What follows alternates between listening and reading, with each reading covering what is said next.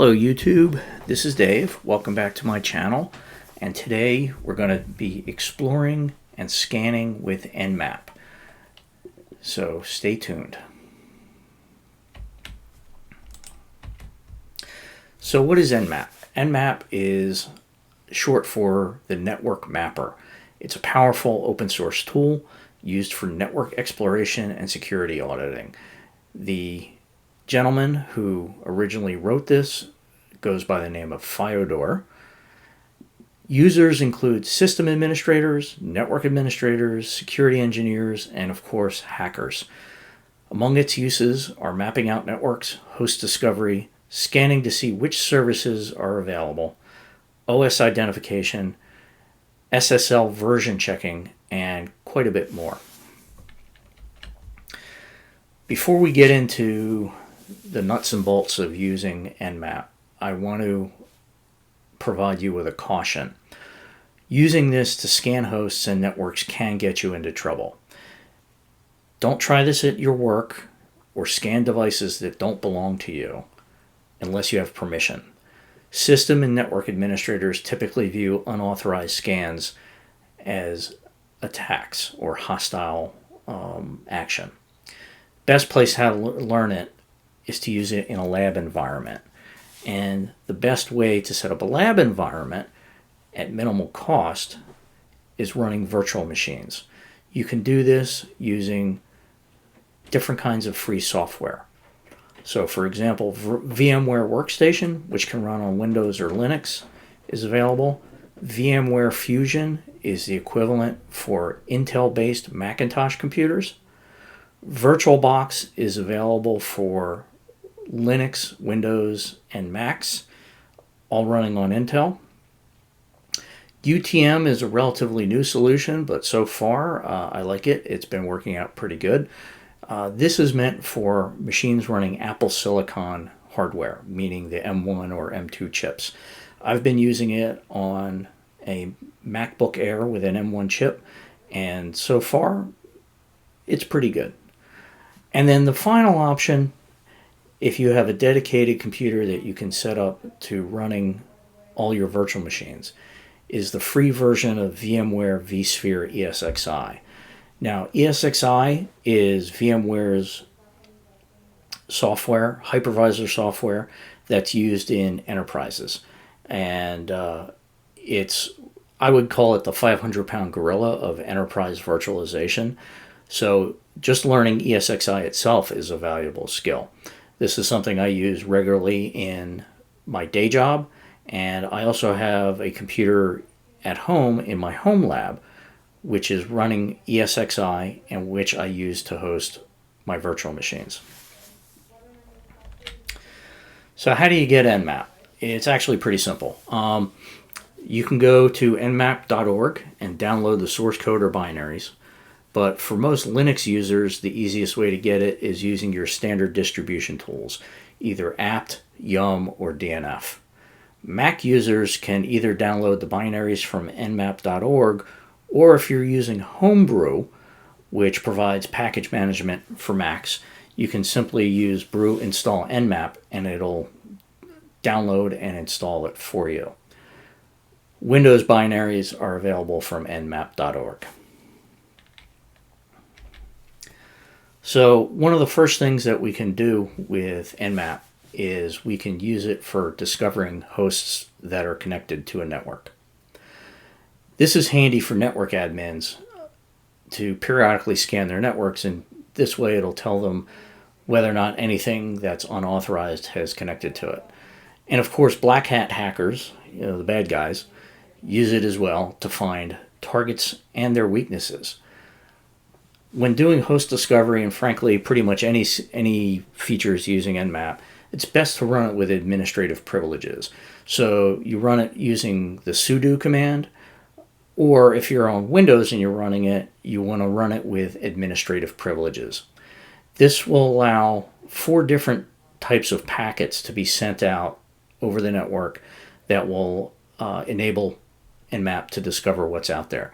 So the first one is an ICMP echo request, which is what we commonly call ping.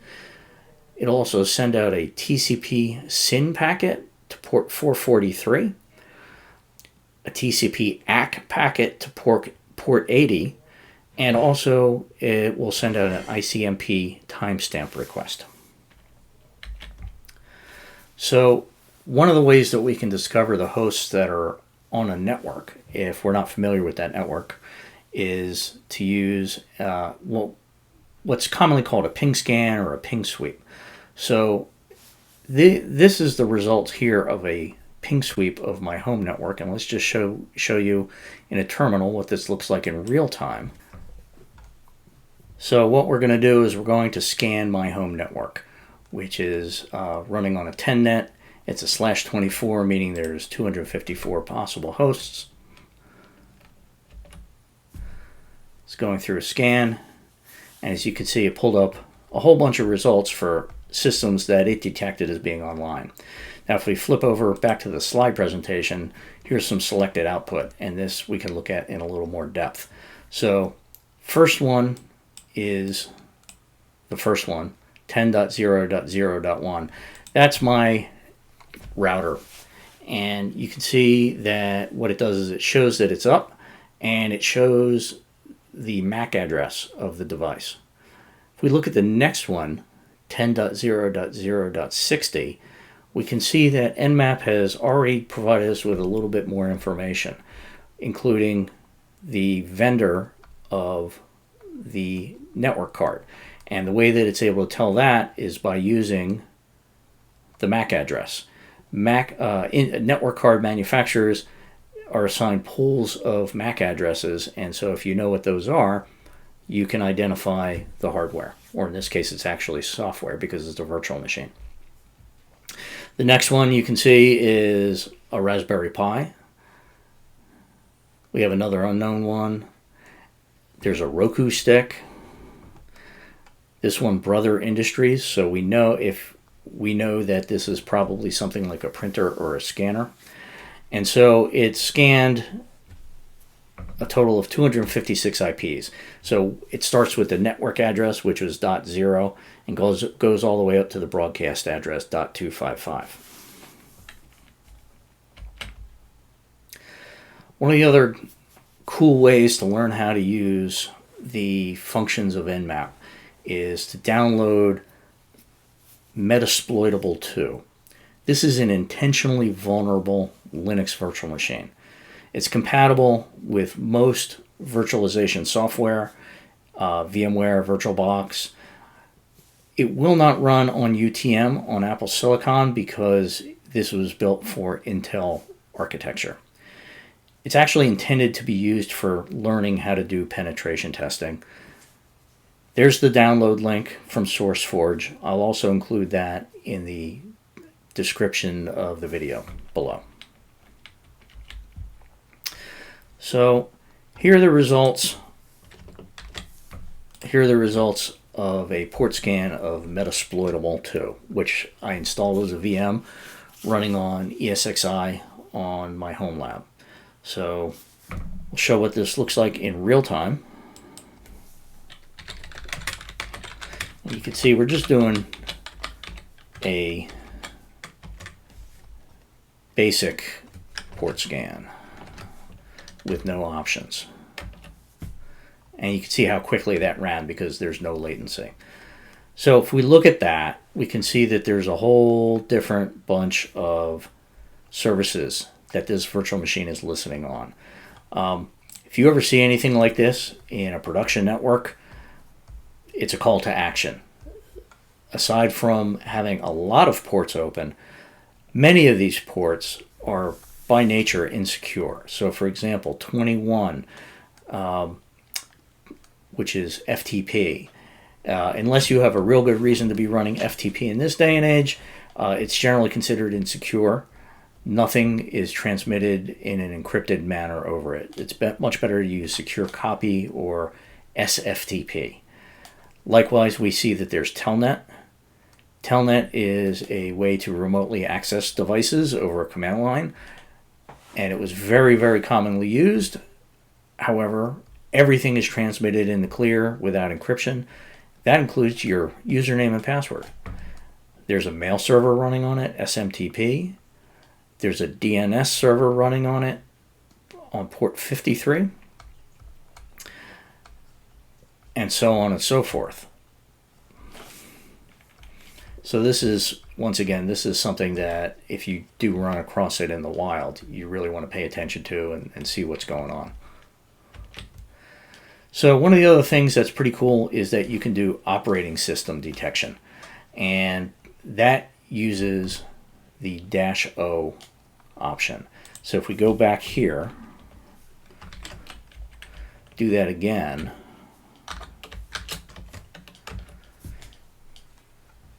it does a bit more of an in-depth probing of the virtual machine, and then you can see down at the bottom, after the MAC address, it shows the operating system, and you can see this in 2023, a Linux kernel in the 2.6 range is pretty old. This gives you an idea of what the system is running and potential issues that you may need to resolve.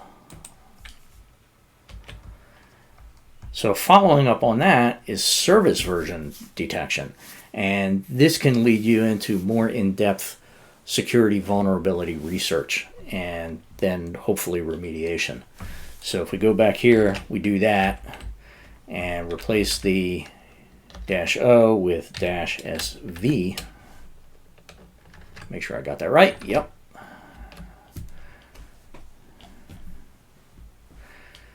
This takes a little bit longer, but it's still very useful. The reason this one takes longer is because so many things are running. So we can see that the FTP service on the system is provided by VS-FTPD 2.3.4. Now, say we wanted to just look at one particular service rather than all of them. So you can do that, but specify the port you want to look at. And that will give you a much quicker scan. So once you've got the service version, that really allows you to figure out how you need to start remediating something. So if we go over here, is we can look up something called CVEs, or Common Vulnerabilities and Exposures. And a site to do that at is this cve.miter.org, which I've got open here in a browser tab. And so what you can do is you take the version and you copy it and then paste it into the search on cve.org, or I'm sorry, on cve.miter.org. And we can see there's two results that came up for this particular vulnerability. So the first one in particular is pretty concerning. This one actually has a backdoor built into it, which means that somebody who knows what this is can actually get right to it and log into the system. And then the other one is something that could result in a denial of service attack. So these are the sorts of things that are pretty significant and need to be resolved. So if we go back up and look, let's see, how about, let's take a look at the DNS server. Let's go back, post that one in.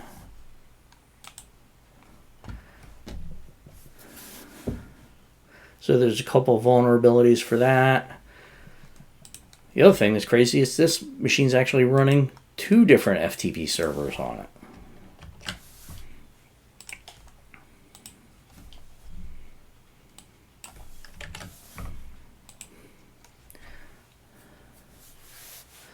So this has three pretty serious vulnerabilities on it. So obviously this is the kind of thing that you're going to want to patch pretty quickly, if not shut off.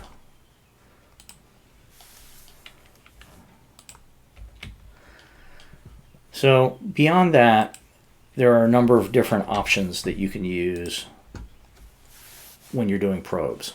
we'll go over just a few of these. So -pn, and it's important to note that all of these are case sensitive, which pretty much goes along with everything else that you're going to run on Linux. This one skips host discovery and assumes that it's online.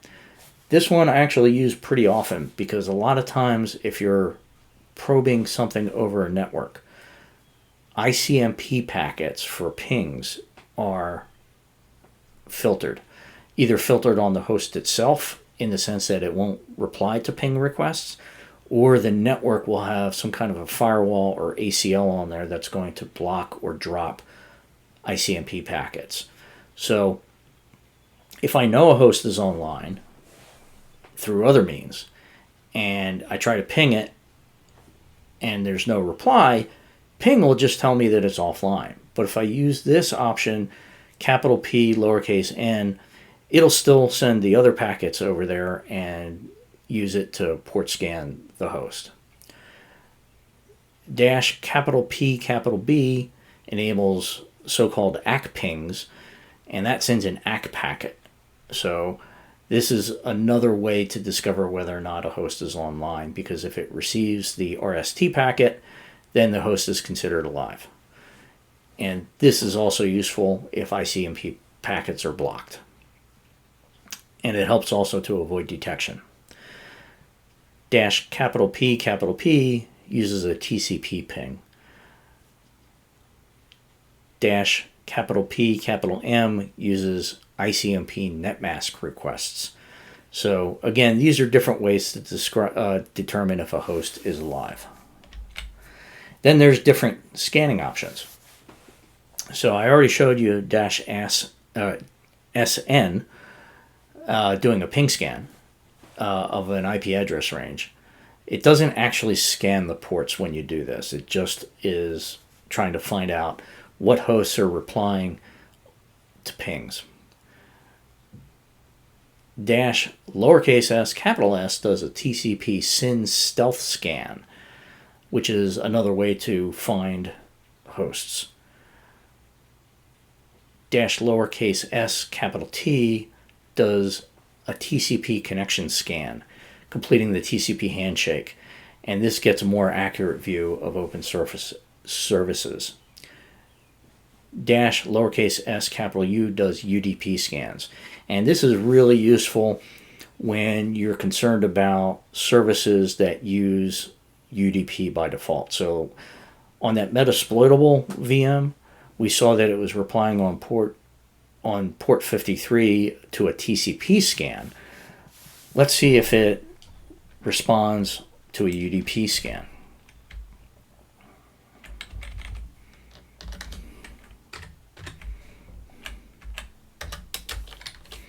So you see we're doing Nmap, telling it to do a UDP scan on port 53. Have to authenticate, and we see that it's open. So this is useful to see if UDP ports are exposed, if they shouldn't be. So common services that run over UDP are DNS, NTP, or the Network Time Protocol, and 161, the Simple Network Management Protocol. We could also do version detection, as we showed, which is -S and capital V, and that already was demonstrated on a previous slide and showed you how to look up what you find on a site to look for vulnerabilities. -O tries to identify the operating system. A lot of times this is accurate, sometimes not so much. So depending upon what you're scanning, you may need to take the results with a little bit of a grain of salt. And then the last one here is -O, N. And what that does is it saves the output to a text file. And that's handy because sometimes you may get a lot of results, especially if you're doing a scan of a large address range. This will allow you to view the results in a text file search through it and see what's interesting to you. Now, when you're doing these scans, you can also change how fast or how slow or how aggressively or how nicely the scanner is going to run. The options are specified with a dash capital T 0 through 5. I generally use the default, which is T2. That's considered pretty polite. It gives you a nice balance between speed and reliability. If you are concerned about detection, for example, you're conducting a penetration test, you can go down to T1 or T0, and it will reduce the chance that you're going to be detected while doing the scan. Conversely, if you speed up the scan, anything with T3, T4, or T5, it makes the scan a lot more aggressive and more quick, but especially with T4 or T5, it can actually result in a denial of service, which is almost guaranteed to result in you being detected. So in my case, I generally never use anything faster than T2. So I showed you before how I was specifying a scan range. So you can do either a single host, if you know that you're only interested in one thing at a time. You can do a range of hosts, which you just simply start with the first IP, a dash, and then the last IP or the last octet of the final IP. And then finally you can use CIDR or CIDR notation, that stands for classless interdomain routing, and that's something generally seen in ISPs and large environments. So that's how I specified my network. I do work for a large ISP, so I tend to be familiar with this. We also can scan just a single port or multiple ports or even a range of ports. So the way you do that is with the dash P option and then the port. That can usually be before or after the IP you're scanning. You can specify UDP. By default, it scans using TCP ports. But if you use that dash lowercase s uppercase u, it's going to specify that you're doing a UDP scan. And then you can also specify the particular port that you're interested in. For example, port 161 for SNMP. You can provide a list of ports that are delimited with commas. And so I've got a couple examples there. One is a UDP scan, and one is a TCP scan. So you'll see this is the UDP scan because I'm specifying UDP. This one I'm just not specifying TCP or UDP, so it defaults to TCP. And then finally, you can scan a range of ports. If you just want to scan the ports from 1 to 100 on a host, this is how you do it, for example. Next thing to look at is something that's actually pretty cool. It's called the Nmap scripting engine. This allows users to automate a whole variety of tasks, and these scripts are written in the Lua language, and you can check documentation out for Lua at lua.org. They're stored in a script subdirectory under the Nmap data directory. If you're on a Linux system, normally you can use locate to find where they are. Command looks just like this. The star.nse this is a wildcard. All the scripts have the .nse extension. So sometimes locate is not installed, and what you can do is you can use apt-yum or DNF or whatever to install it. So after you install it, for example, using sudo yum locate, sudo yum install locate, that gets it on there, but it doesn't have a database to consult yet. So what you'll want to do is you run sudo update db, and that goes through, it updates the database of everything that's on the system and will get you the ability to find things. So continue to look at the Nmap scripting engine. One of the scripts that I use pretty regularly is SSL enum ciphers. And there's some sample output on the right, but let's hop back over to our VM. And what I'm going to do is I'm actually going to scan my router, the inside interface of my router. And what this is going to do is going to tell me what versions of TLS are enabled on this router.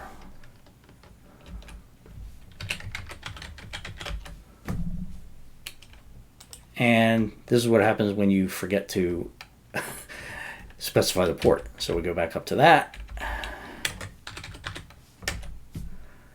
And there we go. So we can see that it's running TLS 1.1, or I'm sorry, 1.2. We don't want 1.1. And TLS 1.3. So that means clients which support TLS 1.2 or 1.3 will be able to connect to this over HTTPS. Now, we don't want to see TLS 1.0 or 1.1 on anything that we care about because they're considered insecure. They rely on outdated encryption algorithms that are vulnerable to attack.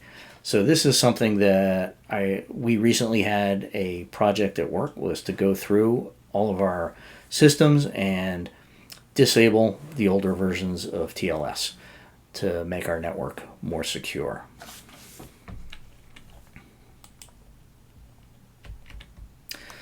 So that's it for today. In conclusion, Nmap is really powerful. This presentation is not comprehensive. It's not a complete overview of Nmap. What you can do is start exploring it, start using it, preferably in a home lab or a lab at your work. To get documentation for it, first way that you can do it is you can consult the man page. Helps if you spell man correctly. And like most Linux or Unix applications, it'll pull up the online help for it. You can also do that online. Simply go to Google and type in man Nmap, and it'll give you several different links. And I wind up using this a lot because it's easier to have a couple windows side by side. So if I'm pulling up a man page while I'm trying to do something, I can copy and paste from, say, the web page into my terminal. It's very handy. If you go to nmap.org/book, there's a book.